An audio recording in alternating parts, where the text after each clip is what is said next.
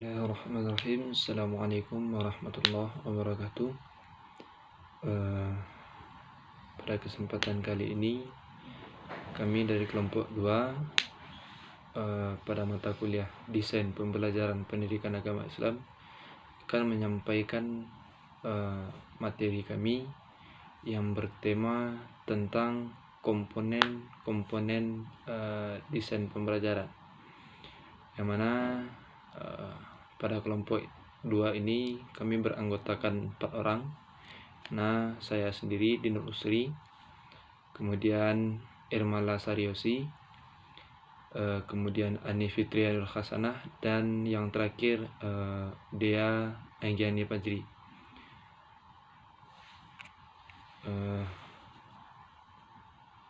Untuk selanjutnya dimohonkan kepada para pendengar sekalian untuk dapat menyimak dan memahami dari materi yang kami sampaikan. Baik, di sini saya pemakalah dari kelompok 2 yang membahas tentang komponen-komponen desain pembelajaran, meliputi yang pertama tujuan pembelajaran, yang kedua bahan atau materi pembelajaran, yang ketiga adalah strategi pembelajaran. Yang pertama kita bahas tujuan pembelajaran.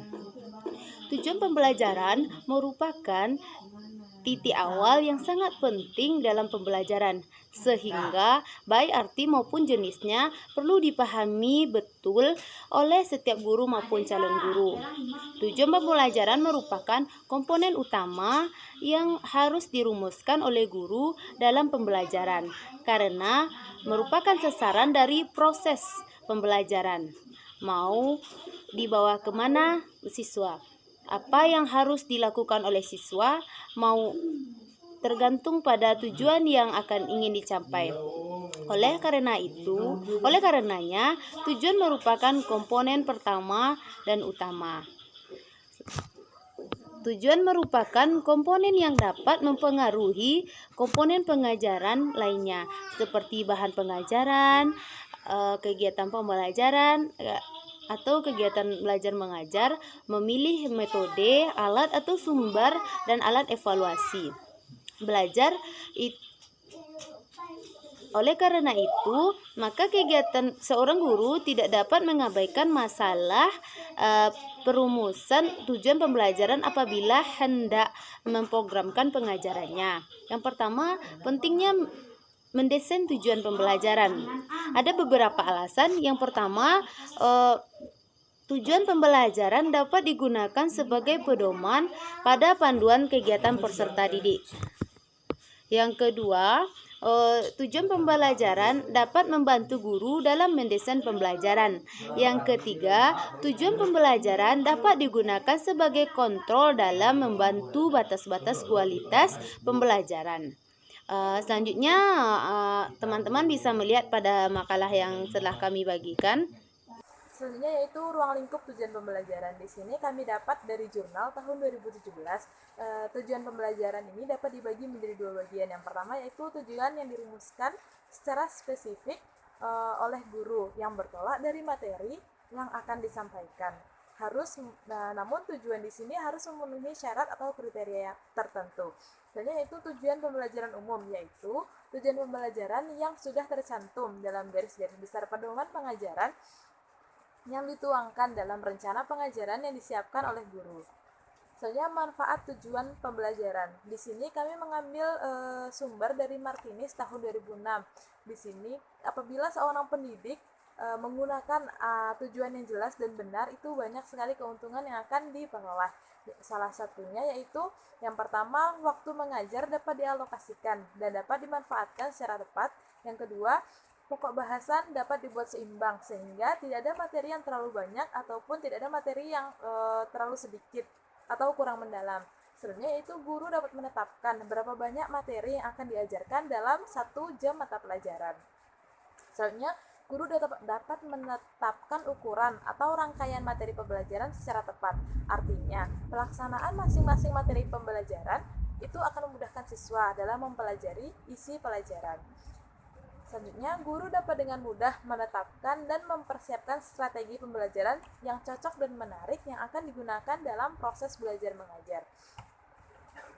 Selanjutnya, guru dapat dengan mudah, tepat, dan cukup waktu untuk mempersiapkan berbagai keperluan peralatan maupun bahan yang akan digunakan dalam proses pembelajaran. Selanjutnya, guru dapat dengan mudah mengukur keberhasilan siswa dalam belajar. Yang terakhir yaitu guru dapat menjamin bahwa hasil belajar akan lebih baik dibandingkan dengan hasil belajar tanpa tujuan pembelajaran. Selanjutnya yaitu poin materi pembelajaran yang akan disampaikan oleh pemakalah selanjutnya. Terima kasih. Jadi, saya akan melanjutkan dan menjelaskan bagian poin B, yaitu materi pembelajaran. Materi pembelajaran adalah substansi yang akan disampaikan dalam proses belajar mengajar. Tanpa adanya materi pembelajaran, suatu proses belajar mengajar tidak akan berjalan dengan lancar. Oleh karena itu, guru yang akan mengajar telah memiliki dan menguasai materi-materi pembelajaran yang akan diajarkan kepada murid-muridnya. Materi pembelajaran merupakan satu sumber belajar bagi siswa. Dan materi yang disebut sebagai sumber belajar ini adalah sesuatu yang membawa pesan untuk tujuan pembelajaran. Materi pembelajaran juga perlu dipilih dengan tepat agar dapat membantu siswa untuk mencapai standar kompetensi dan kompetensi dasar. Pada hakikatnya, jenis materi pembelajaran memerlukan strategi, media, dan cara evaluasi yang berbeda-beda.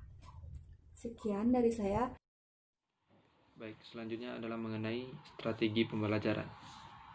Strategi pembelajaran adalah upaya yang dilakukan oleh perancang atau pendidik untuk menentukan teknik-teknik dalam menyampaikan pesan atau materi, penentuan metode yang akan digunakan, serta metode atau media yang akan digunakan dalam menyampaikan materi, kemudian menentukan alur isi daripada pembelajaran itu sendiri, serta mengatur akan interaksi yang akan terjadi antara pengajar dan peserta didik.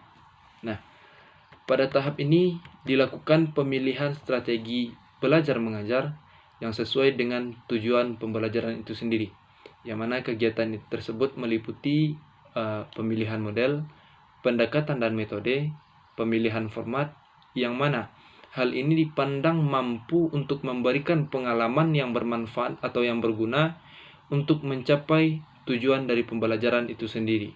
Maka pemilihan strategi pembelajaran disusun berdasarkan tujuan khusus yang akan dicapai dalam pembelajaran itu sendiri. Nah, maka dengan demikian, strategi pembelajaran merupakan perpaduan dari urutan kegiatan, cara pengorganisasian materi pelajaran dan siswa, kemudian peralatan serta bahan-bahan yang akan digunakan, dan termasuk juga di dalamnya waktu yang akan digunakan dalam proses pembelajaran demi mencapai tujuan pembelajaran yang telah ditentukan. Nah, keseluruhan tindakan strategis guru dalam upaya merealisasikan kegiatan pembelajaran ini mencakup kepada dua dimensi, yakni dimensi makro atau umum dan dimensi mikro atau bersifat khusus gitu. Nah, strategi pembelajaran dapat dikembangkan secara makro ataupun mikro. Yang mana strategi pembelajaran makro adalah strategi pembelajaran yang diterapkan untuk kurun waktu atau untuk jangka waktu 1 tahun, atau 1 semester gitu. Sementara strategi pembelajaran mikro ini dikembangkan atau digunakan hanya untuk satu kegiatan belajar mengajar saja.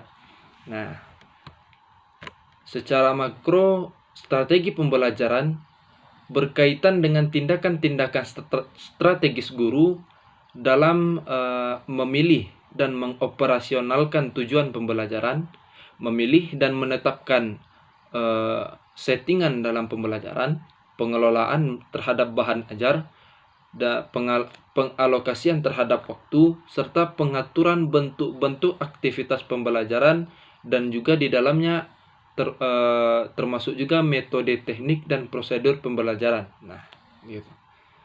Sedangkan tindakan yang dilakukan guru yang bersifat mikro ini berkaitan langsung dengan tindakan-tindakan operasional interaktif guru di kelas.